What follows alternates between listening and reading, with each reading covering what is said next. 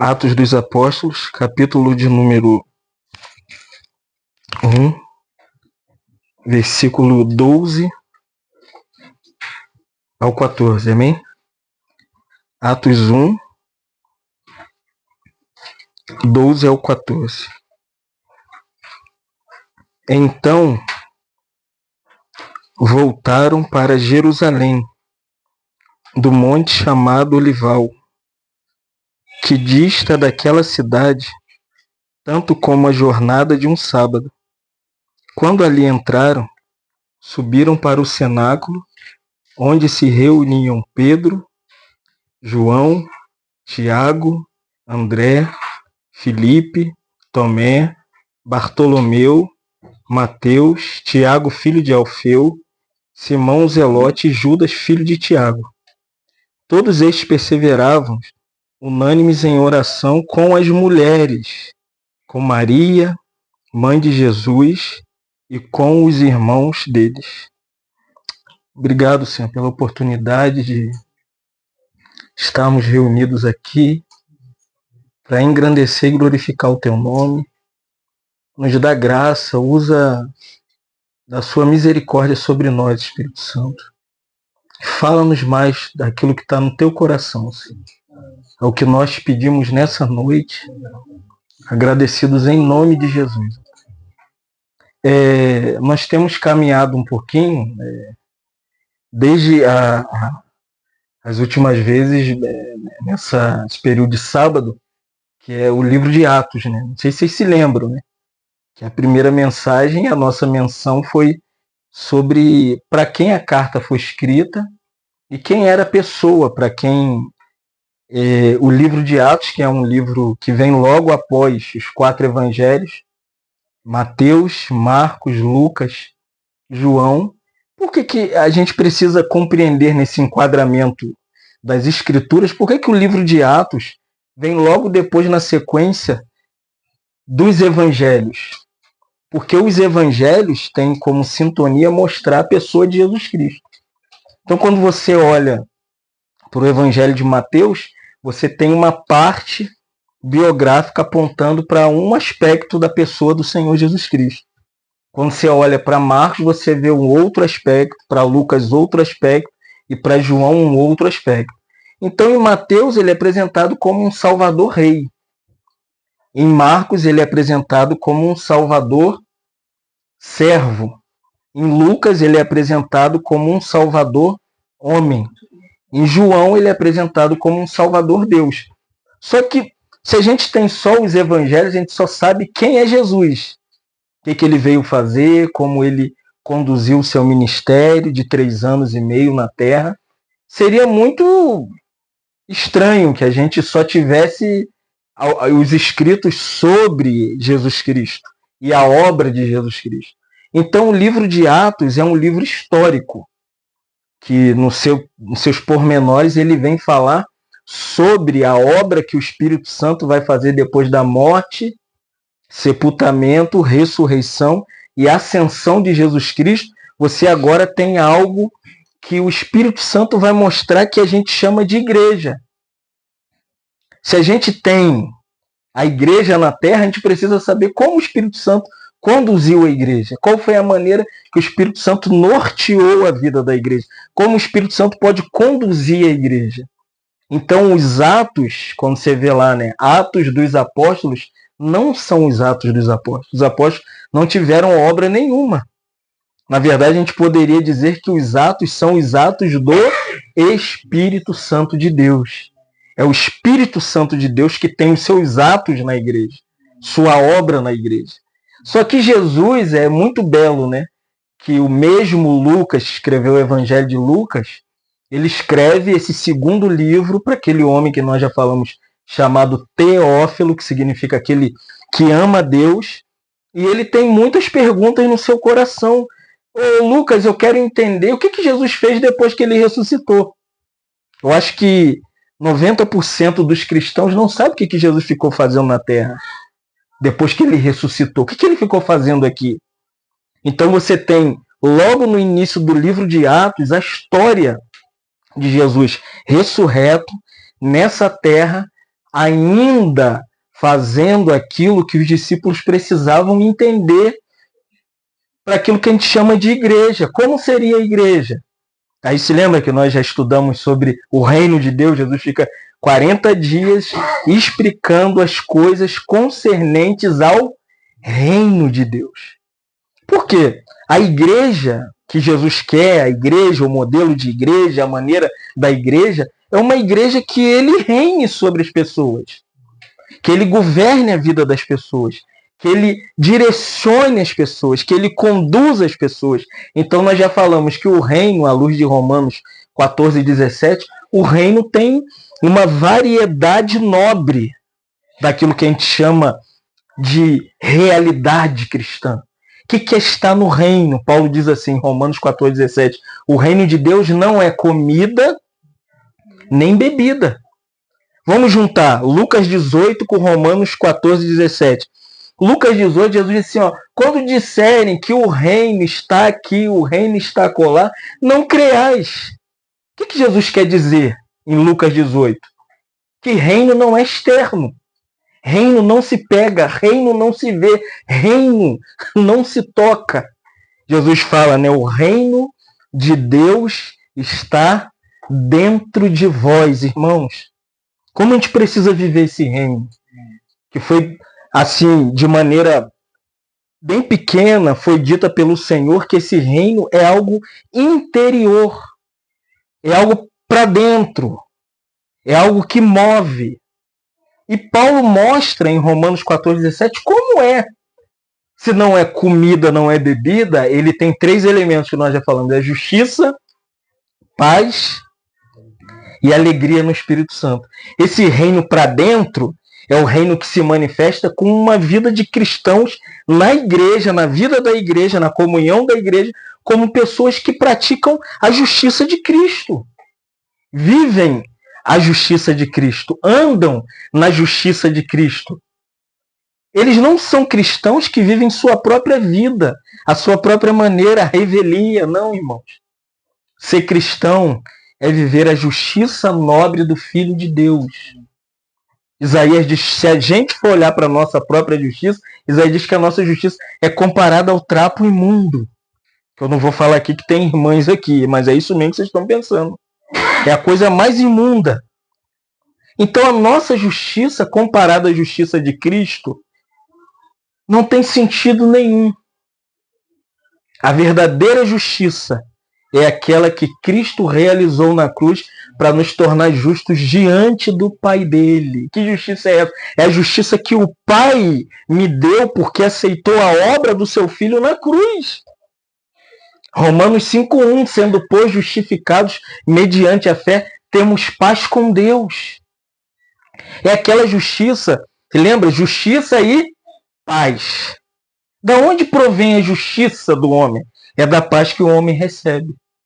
Não é a paz com Deus, de estou tranquilo porque não pequei durante a semana, porque não briguei com a esposa, não bati no filho, não errei o caminho vindo para Miguel Pereira, não me estressei, não é nada disso, irmão. Essa paz é aquela paz, no grego a palavra paz é airene, significa aquela situação que o filho morreu, todo mundo pensa que você vai ficar deprimido, escondido dentro do quarto, vai botar uma corda no pescoço e vai se matar. Não, irmãos. É a paz que Paulo fala que ela excede todo entendimento. Que paz é essa? Que as pessoas não entendem. Quando não tem comida, quando erramos o caminho, a nossa saída é voltar para aquele que é a nossa paz. Quando o nosso filho morre, o filho dela infartou. Depois de um tempo ela descobriu. Irmão, depois de 3 dias é o dia da ressurreição. É o dia de paz. E que a gente se lembra que temos alguém que, à luz de Isaías 9:6, Isaías profetizando para o futuro, 700 anos antes dele nascer, Isaías chama ele de príncipe da paz. Então, paz não é quando tem comida no armário, quando a gente tem um bom emprego. Não, irmãos. Paz é aquela quando Jesus morreu, eles se trancaram dentro de casa, Jesus não bateu na porta, não bateu nas janelas, ele entrou e falou, paz seja convosco. Isso é reino, irmãos. Reino é um reino de paz. Que a paz de Cristo, ela é o árbitro do nosso entendimento. Ela lidera a nossa mente, lidera o nosso coração. Por fim, o reino é um reino de alegria. Que Abacuque diz: ainda que a figueira não floresça e a vide não dê o seu fruto, todavia eu vou me alegrar. Embora as circunstâncias não sejam adequadas, embora as coisas não sejam do jeito que a gente quer. Quando nós fizemos o contorno, e o rapaz falou, o arco metropolitano, aí ela veio brincando, que a Mara é muito brincalhona, irmão Fábio, passamos mais um arco. Quando chegou no quarto arco, não tinha mais o arco, eu não identifiquei. Aí eu falei, meu Deus do céu. Aí a Mara falou, acho que é hora de a gente orar. Não tem outra maneira, irmãos. Nem quando a gente se perde, mesmo quando as circunstâncias não são adequadas, a nossa maneira é orar. Porque ali você tem a justiça de Cristo, a paz de Cristo, e você tem a alegria de Cristo. Então, o que a gente entende no livro de Atos é que reino é isso. Só que o convite do Senhor, após a sua ascensão, era que os discípulos não deveriam ficar inativos, sem fazer nada. Não sei se você já percebeu. Chamado cristão é um chamado por uma proposta ativa. Uma proposta com atividade, com frequência. Nós, depois de muito tempo, vendo de longe, aí Mara nos chamou, nós fomos reunir. De repente, Joana fala, a Mara quer ir para Miguel Pereira. Eu falei, avisa ela que é longe. Porque ser cristão é entender a mensagem que Cristo nos deu. E que Cristo não quer cristãos sem atividade. Cristãos que não fazemos nada para ser salvo, mas depois de salvo, nós devemos deixar a inatividade de lado. Por isso que Jesus diz assim, vocês querem serem meus discípulos, vocês têm que me seguir. Qual era a jornada do Senhor, irmãos? Era becos e vielas, era rio, era praia, era lugares ermos, era monte, descia do monte e pegava o barco, atravessava o mar. Não existe vida cristã sem atividade espiritual, amém? Não podemos ser crentes se o nosso coração não queima por aquilo que nós encontramos, que é Jesus. Qual é a proposta de Jesus para eles agora, depois que entenderam que eles estavam no reino? Qual é a proposta que eu estou no reino? Sou justo através de Cristo. Tenho uma paz através de Cristo. Tenho alegria através de Cristo. O que eu devo fazer agora? Olha o versículo 14 de Atos, capítulo 1. Leia o que eles... Lê para mim, Atos 1,14. Todos estes perseveravam unânimes em oração. Com Maria, mãe de Jesus, e com os irmãos dele. Essa é a proposta de não ser inativo, orar. O que eu tenho que fazer? Qual é a minha atividade na vida da igreja? Qual é a minha realização? A maior atividade cristã para um crente que conheceu o reino de Deus é oração. A bússola, a direção, o discernimento, a compreensão da espiritualidade de todo cristão não é o quanto ele reúne, não é quantas vezes ele está na ceia do Senhor, não é o quanto ele prega o evangelho. A maior atividade cristã é quando eu olho para o seu joelho. Quais são as suas marcas espirituais? Na verdade, hoje nós esquecemos que a oração precede, irmãos, as atividades da igreja. Por isso que a igreja se tornou tão ativista, politicamente, socialmente, religiosamente. Ela faz um monte, ela pinta de preto, ela bota os outros vestidos de palhaço, ela bota os outros vestidos de super-homem, ela bota os outros vestidos de chapolim, ela faz festa de tudo e quanto é tipo para tentar substituir a única vida que move a igreja, irmãos. Qual é a vida da igreja? E perseveravam todos unânimes em oração. Oração. A base é a mesma. A maneira é a mesma. É orar. Por que orar? Vou ler a Bíblia para vocês, Atos 2,42. Abre aí. Por que orar? Porque a vida dos discípulos só tinha uma característica: oração. Tudo enche, discipulado enche, estudo bíblico enche, visita na casa do irmão enche, mas quando reúne para orar, só tem dois. A reunião vazia, mais abandonada, é essa aqui que a igreja primitiva amava. E nós esquecemos de reunir para orar. Olha como diz Atos 2,42, diz assim: e perseveravam no ensinamento dos apóstolos e na comunhão, no partir do pão e nas orações. Dá um pulo aí, Atos 3,1. Pedro e João subiam ao templo para a oração ao meio-dia. Atos capítulo 4, versículo 24, diz assim: ouvindo isto,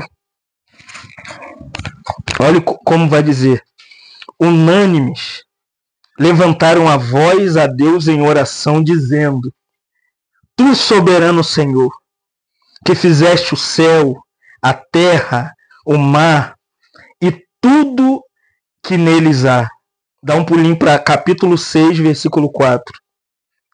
Diz assim: e quanto a nós, nos consagraremos à oração e ao ministério da palavra. Por que, irmãos? Tanta palavra na igreja primitiva relacionada à oração. Depois do Pentecostes, o que a igreja fazia? Orava. Quando foram congregar no pórtico de Salomão, que era a parte externa do templo, que eles não podiam entrar no templo para adorar, porque eles agora eram cristãos, seguidores de Jesus Cristo, discípulos de Jesus Cristo. Então eles entenderam que só tinha uma coisa. Foram para o templo, no pórtico de Salomão, e Lucas diz aqui que eles foram para orar na hora nona. Que hora nona é essa? Meio-dia. Eles tinham até a hora para orar. Tinha momento para orar. Porque a oração é uma vida. Tem curso para ser mãe? Mãe é uma vida. Quem tem curso para ser pai? Ninguém. Ser pai é uma vida, irmãos. Entenda. O combustível para meter fogo na igreja é oração. Olha só, depois que eles foram orar, estavam ali orando, o coxo que ficava ali na porta do templo foi curado. O que a oração trazia? Trazia cura, intrepidez. O coxo virou e falou: não, vocês não tem nada aí. Eles estavam orando, irmão. E nessa oração eles falaram: não temos prata e nem ouro, mas o que tenho eu te dou. Ele estava ali há 30 anos naquela porta. Mas encontrou um grupo de homens que oravam. E eles tinham muito dinheiro, que a igreja primitiva tinha muito dinheiro. Mas Pedro e João falaram: nós não temos nada para te dar. Que nós oramos e sabemos o real sentido espiritual da sua vida. Você não anda. Então, em nome de Jesus, levanta e anda. Aí, as autoridades do templo, o sumo sacerdote falou: em nome de quem que você foi curado? Ele falou: não, foi em nome de Jesus, mas foi Pedro e João. Vamos prender Pedro. Vamos prender João. Viu, irmão? Se orar, você vai ser até preso. Sabe por que ninguém é preso? Já percebeu? Malafaia está desafiando o Supremo Tribunal Federal. Não prendem ele. Difícil, você já viu cristão preso hoje? Por causa do nome do Senhor? O que falta? A igreja não ora. Se a igreja ora, enfrentaria a falsa política, a falsa religião, a idolatria brasileira. Só que quando a igreja não ora, não tem Pedro preso, não tem João preso. Então, quando eles foram presos, o que eles estavam fazendo na prisão? Nada, orando. Só pode ser. Enquanto eles estavam presos orando, o que a igreja estava fazendo quando recebeu a notícia? Pedro e João foram presos. O que eles faziam, irmãos? Foram orar. Diz aqui, Atos 4:24, ouvindo isso, que eles foram presos, unânimes, a igreja levantou a voz em oração e disse: Deus, tem misericórdia de Pedro, de João, são seus apóstolos, estão sendo perseguidos. Não é igual Valdomiro, não, irmão, chorando, estou sendo perseguido. Não, irmão. A igreja entendeu, olha como a igreja ora, até a oração da igreja hoje está errada. A igreja não menciona Pedro e nem João. A igreja diz assim, ó, tem pena deles, liberta eles. Não. A igreja entendeu que a prisão de Pedro e João era para glorificar Deus, para exaltar a supremacia de Deus. Eles oram assim: Tu soberano Senhor, Tu és soberano se Pedro é preso. Tu és o rei se Pedro é preso. Se os apóstolos morrerem, Tu és o soberano Senhor dos irmãos. Nós precisamos reaprender a vida de oração. A gente ora por tudo. Teve uma irmã, quem estava reunida, a irmã falou assim: irmão, lá, 30 anos atrás, vou orar pela minha cachorra. Você está brincando, né? Entendeu? Como nós diminuímos a vida de oração. Depreciamos a oração da igreja. Então eles estavam orando por quê e para quê? Para Atos 1:8. Mas recebereis poder ao descer sobre vós o Espírito Santo. Então, eles estavam orando porque eles esperavam uma promessa. Para que a gente tem que orar? Você se perguntou para que a gente tem que orar? Qual deve ser a oração? Por que a gente ora? Por que a gente dobra o joelho? Por que a gente ora fazendo comida? Por que a gente ora dirigindo? Por que a gente ora cuidando dos nossos filhos? Oração não tem a oração modelo de Mateus capítulo 6, versículo 8-12. A oração modelo, esquece isso, irmão, não é a oração do Pai Nosso, não.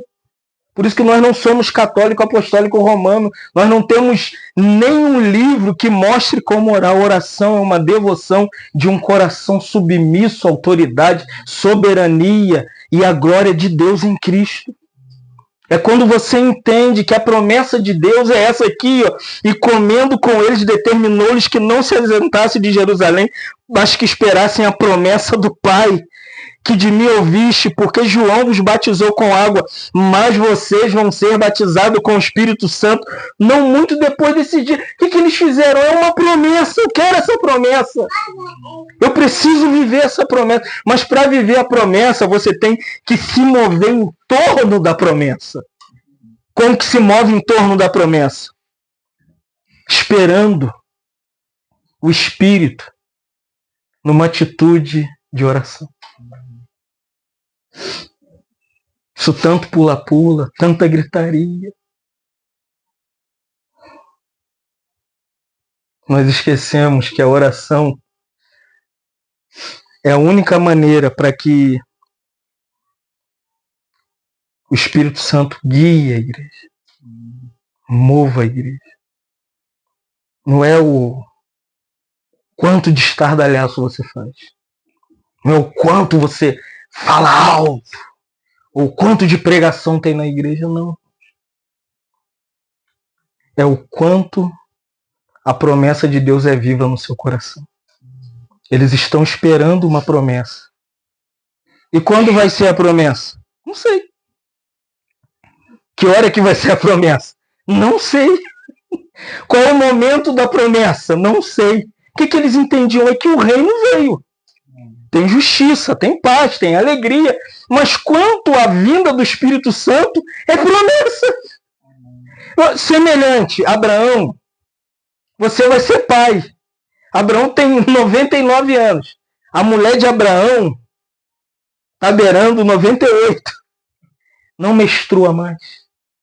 Então, se não tem regra, não tem como engravidar. Sarai está escondida atrás da porta e Deus está fazendo promessa para o marido dela. Vocês vão ter um filho. Não muito depois desses dias, Sara. É assim que a gente faz com a promessa. Deus está falando, Deus está movendo, Deus está querendo, Deus está incumbindo a igreja.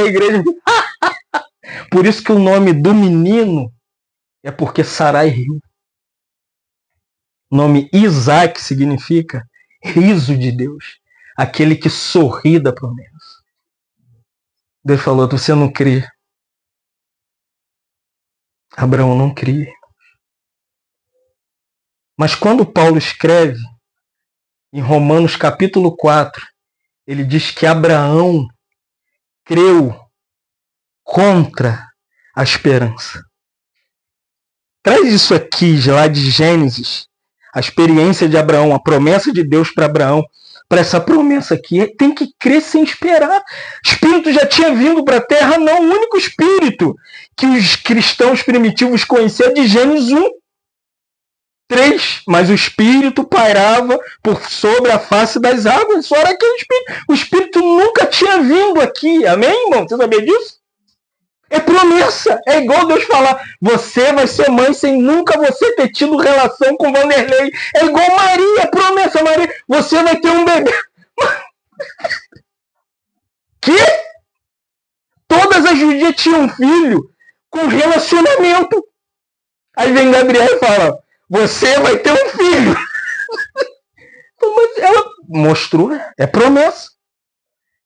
E quando é promessa, às vezes nós não cremos naquilo que Deus fala pra gente, na sua palavra, na oração que nós fazemos, naquilo que Ele move o nosso coração, a gente não entende.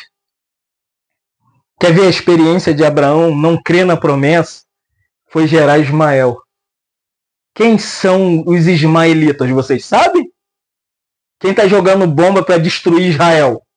Os árabes. São eles. Abraão não creu na promessa, coabitou com Agar, nasceu Ismael, é o problema para os israelitas até hoje. Que a promessa de Deus era Isaac. Não é Ismael. Então vamos confiar na promessa que Deus faz através da sua palavra, amém, irmão? Não vamos tirar nada. Vamos descansar no que Deus fala. A maneira que Deus fala. A forma que Deus fala. É só esse o motivo. Então, aqui no versículo de número... Queria ressaltar aqui o versículo de número 14. Na parte B do versículo diz que todos perseveravam unânimes em oração com as... Como o nome das mulheres? Bota seu nome aí. As mulheres, bota o nome. Vai, a mulher. Bota o nome, irmã. Vai? Karina. Raquel. É do sexo feminino. A menininha que tá lá, qual é o nome das meninas? Débora. Esther. Não sei se vocês perceberam aqui. A reunião de oração era um catalisador para as irmãs. Você está entendendo? Quem movia essa reunião eram as mulheres. Olha o que o texto diz. Elas estavam unânimes com os apóstolos, guiando uma vida de igreja orante. Irmãs, o papel primordial que vocês têm não é só ser mães, criar os filhos, criar os netos, criar bisnetos. Não. Irmãs, entendam, vocês nasceram para isso aqui. Amém, irmãs? E eu vou mostrar para você 3 aspectos da oração que quem guiou o ministério de Jesus não foi os apóstolos, irmãos. Vocês estão enganados. Jesus se preocupava, era muito mais além dos apóstolos. Quem moveu o ministério de Jesus eram mulheres, amém? Você sabia disso? Eu vou ler para você. Lucas 8, 2 e 3 diz assim: também algumas mulheres que haviam sido curadas de espíritos malignos e de enfermidades, é a mesma Maria, essa Maria de Lucas é a mesma. É uma das 3 Marias. Maria Madalena, da qual saiu 7 demônios, Joana. Por isso que eu ando com Joana. Tem que andar com Joanas. Joana, mulher de Cusa, procurador de Herodes, também tinha Susana. E muitas outras das quais lhes prestava assistência com seu dinheiro. Os apóstolos iam.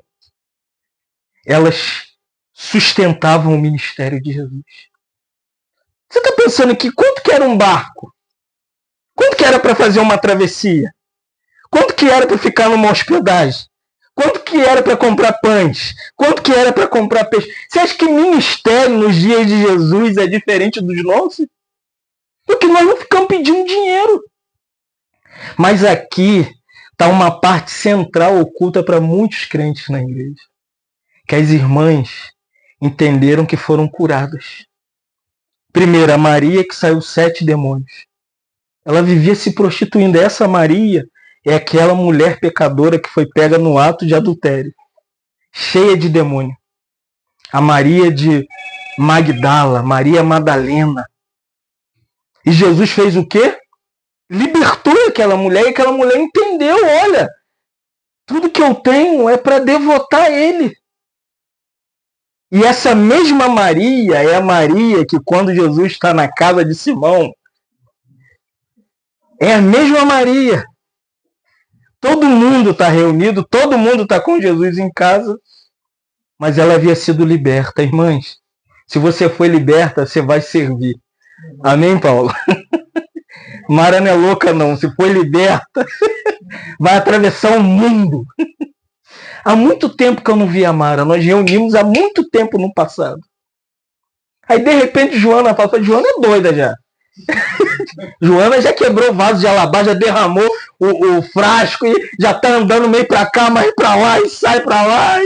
Mas tá lá, irmão, porque se formos curados, nós vamos derramar tudo que temos aos pés dele. O que essa Maria Madalena fez quando entrou na casa de Simão? Ela não ficou poupando.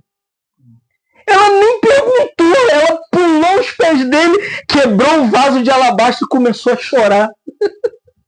Eu fui perdoada, eu fui achada, eu fui acolhida, eu fui salva. Os demônios saíram da minha vida, eu não consigo mais andar com todos os homens por aí. Eu sou salva.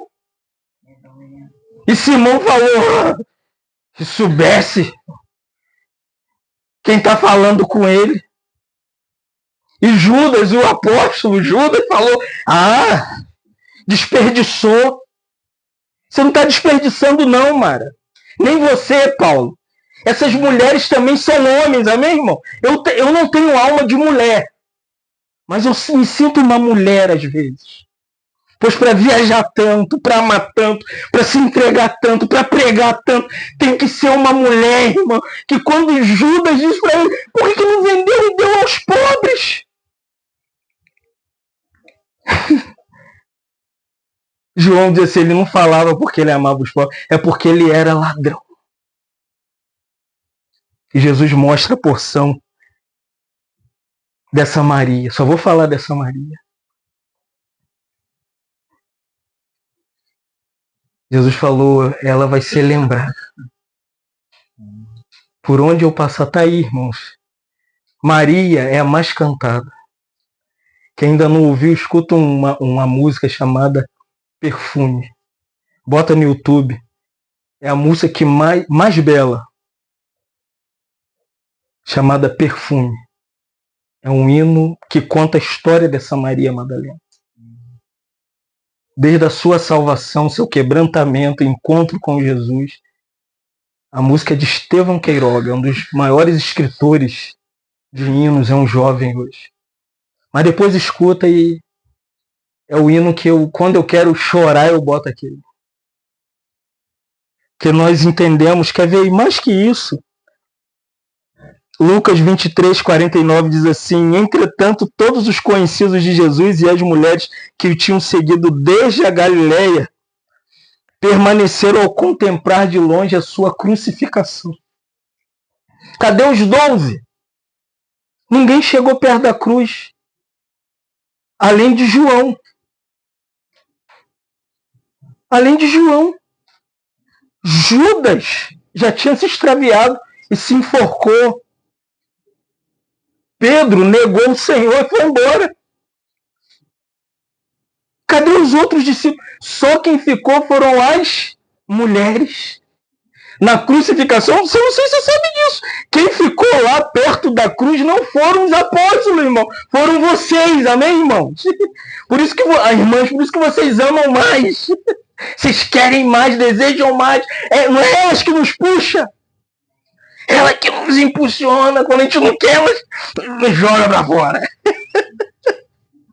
E muito mais. Lucas 24, 10 diz assim: eram Maria Madalena, Joana, as mesmas que davam seu dinheiro, que o viram na crucificação. Essas mesmas Marias, 3 Marias, mais Joana, a mãe de Tiago, também as demais que estavam com eles, confirmaram a ressurreição para os apóstolos.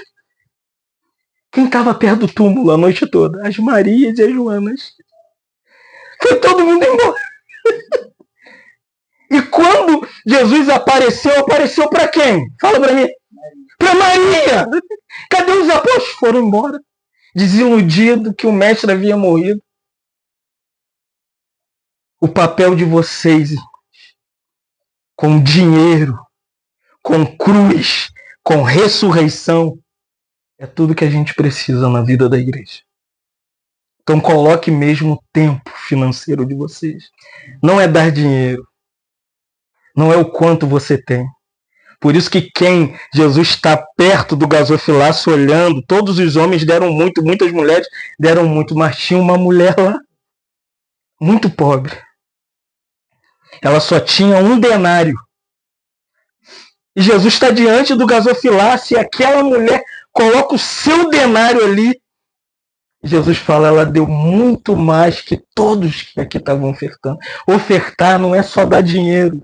Você pode ofertar para o irmão Fábio um carro, mas não é um carro que a gente quer o seu tempo para Deus, sua vida para Deus, sua comunhão com Deus, sua entrega para Deus, sua devoção para Deus. Eu não espero que Joane dê nada para mim, ou que a minha esposa me dê nada, ou que as irmãs dê nada na vida da igreja Miguel Pereira, mas que sejam loucas em conhecer a Deus, em amá-lo, em desejá-lo, em querê-lo, em tê-lo como o maior tesouro. Se o filho morrer, ele é soberano.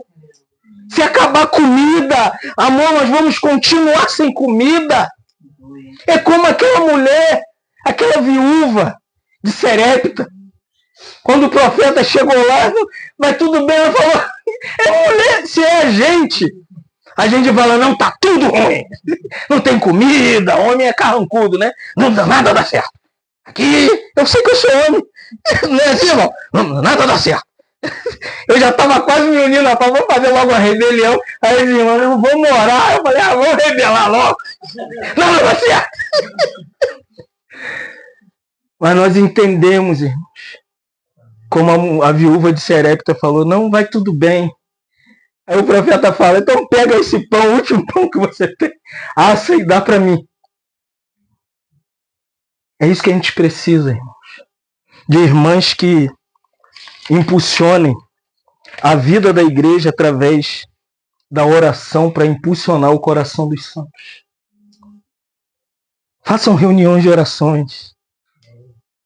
Em Marco da Costa, em Vera Cruz, na Cláudia. Comissione os irmãos a orar. Traz um avivamento de oração para a igreja, porque é a única forma da igreja continuar, irmão, que precede o Pentecoste, não é a pregação, irmãos. Da onde vem o fogo que vai acender a igreja? Da oração. Então por que não tem Pentecostes hoje? Porque a igreja não ora. Amém? Você não percebeu isso ainda não? A gente manipula o espírito, engana o espírito, manipula os dons espirituais, mas nós não oramos. Mas Atos 2, 1 e 2, assim, ao cumprir o dia de Pentecostes, estavam todos reunidos no mesmo lugar, de repente veio do céu como um vento impetuoso e encheu toda a casa onde eles estavam, todos reunidos, fazendo o quê? Fala para mim, orando! Não estavam falando como que vai ser a igreja, como vamos reunir, como vamos partir o pão. Hoje, sabe por que o Espírito Santo não nos visita? Porque a gente tem forma. Já sabemos partir o pão, já sabemos a reunião, já sabemos como visitar. A gente não depende de Pablo Deiros, um gigante espiritual atual. Ele diz assim, a igreja primitiva não discutia sobre oração.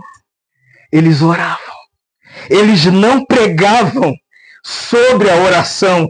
Eles oravam, não estavam ali para organizar a reunião de oração, pregação do evangelho, a mesa do Senhor, comunhão da igreja.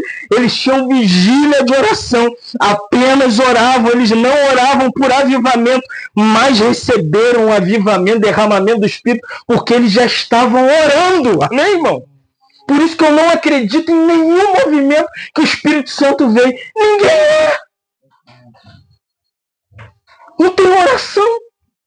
Um grupo que se reuniu, está todo mundo ali, todo mundo bem vestido, criterioso, esperando o quê?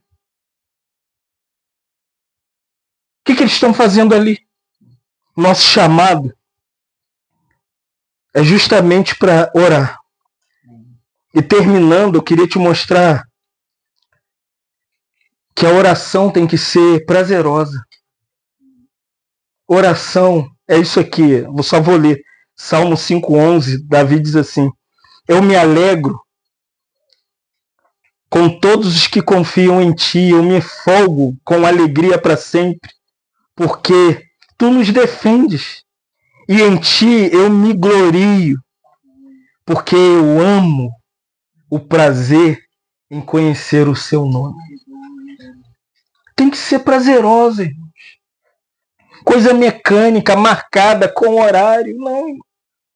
O dia de Pentecostes não teve horário, não teve reunião, não teve maneira, não teve faixa, vem reunir, reunião. Não, irmãos.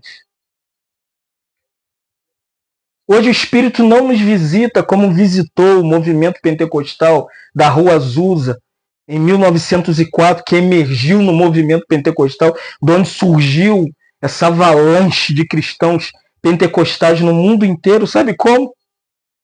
Por William Seymour, um homem na Rua Azusa que era iletrado. Não sabia nem a maneira de orar, a forma de orar. Mas ele entendeu que os cristãos americanos eram vazios, embora muitos teológicos, mas não oravam. É assim que eu me vejo.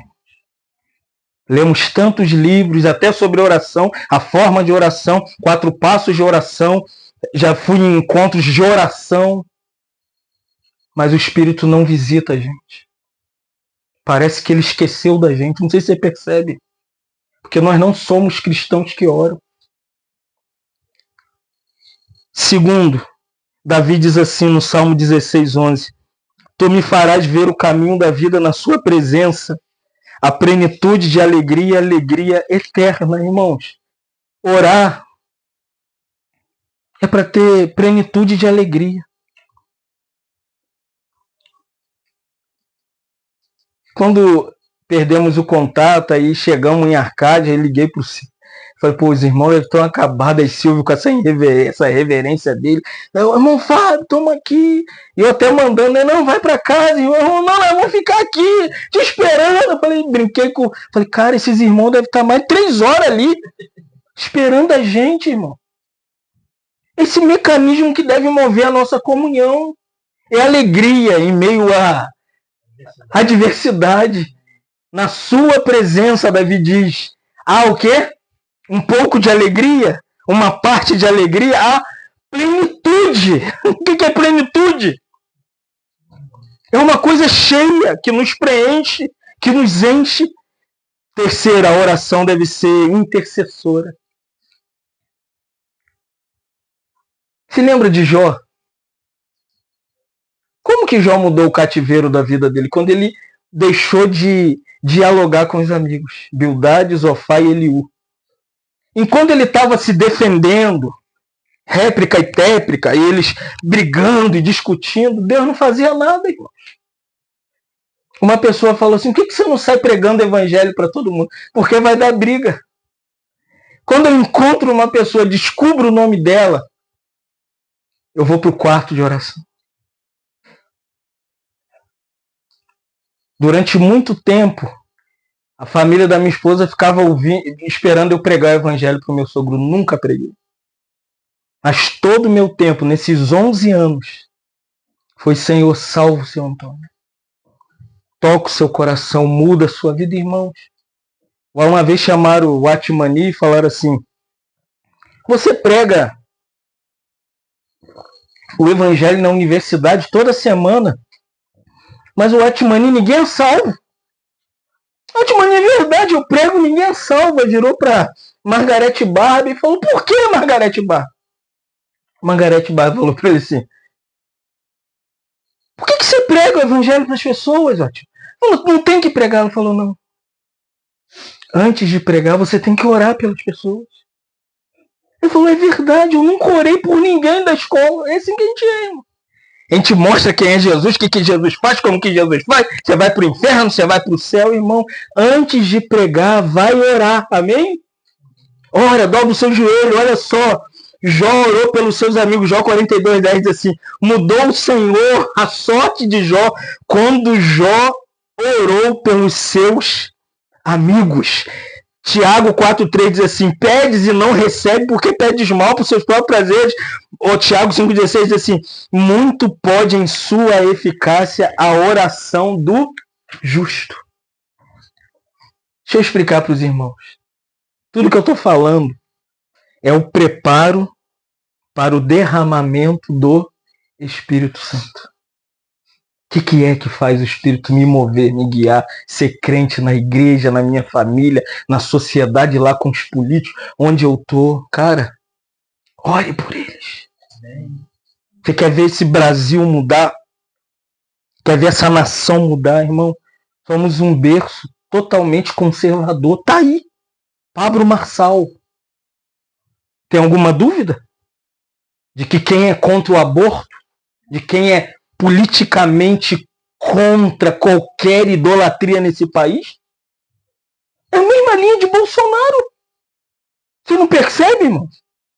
É os conservadores que Deus quer. Você lembra o ataque de Silas Malafaia? Se você é um político no topo, você ia fazer uma revanche pública. Ele tem todos os canais nas mãos, ele tem tudo. Ele falou, convocou todos os seus seguidores para orar pelo Silas. É assim que a gente tem que guiar a política, irmãos. Se houvesse um grupo de pessoas orando pela nossa nação para que Deus entronizasse em Miguel Pereira o prefeito que ele quer, os vereadores que ele quer, o prefeito no Rio que ele quer, o prefeito, eu tenho orado. Meu coração é que o capitão Nelson assuma São Gonçalo. E não tem outra maneira, irmãos. A gente tem que orar. Política é uma coisa soberana. É Deus quem estabelece reis e derruba reis, entendeu? Então política não está na nossa alçada. É Deus que coloca Lula, tira Lula, vai colocar Bolsonaro ou não vai colocar. É Deus que está nas entrelinhas, movendo a história. Então o que a gente tem que fazer como igreja? Tá que a oração do justo, ela pode muito em seus efeitos. Então vamos despertar para orar. Levanta amanhã com um coração de oração, sentimento de oração. Ore pela sua família, ore pelos seus amigos, ore pelo seu cônjuge, ore pelos seus filhos. Se houver uma vida de oração em Miguel Pereira, uma vida de oração em Maricá, uma vida de oração em São Gonçalo, irmão, o Senhor vai mover os céus e a terra, porque tudo que Deus precisa para mover os céus e a terra é homens na terra de joelho. Oração. Não precisa ler muito livro, ir para muita conferência, para muito retiro de igreja. Você só precisa orar. Como que se ora, irmão Fábio? Vou te ensinar. Pai nosso, que estás no céu, é assim que se ora. Seja feita a sua vontade, assim na terra como no céu. O pão, é assim que se ora. Primeiro, Deus é seu Pai. Entra na presença dele falando assim, Pai, estou aqui. Esquece esse negócio de pecado. O seu Pai enviou o Filho dele para morrer, para levar os seus pecados na cruz, para que você fosse salvo. Então a oração começa dizendo para Deus, Tu é meu Pai. Ela já aprontou? Já fez coisas que não deve? Você expulsou ela de casa? Pai é pai, e pai ama filho. Mesmo se o filho já expulsou suas filhas de casa. Eu já conheci um casal que expulsou o filho de casa. Botou pra fora, mandou embora. Aí passou um tempo, encontraram o menino morto. E tem que fazer o DNA para encontrar a família. Quando fez o DNA, quem estava lá? Os pais. Aí eu fui no sepultamento deles, na Assembleia de Deus.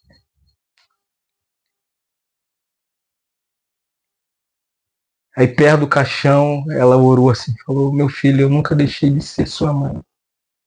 E o pai, eu nunca deixei de ser seu pai.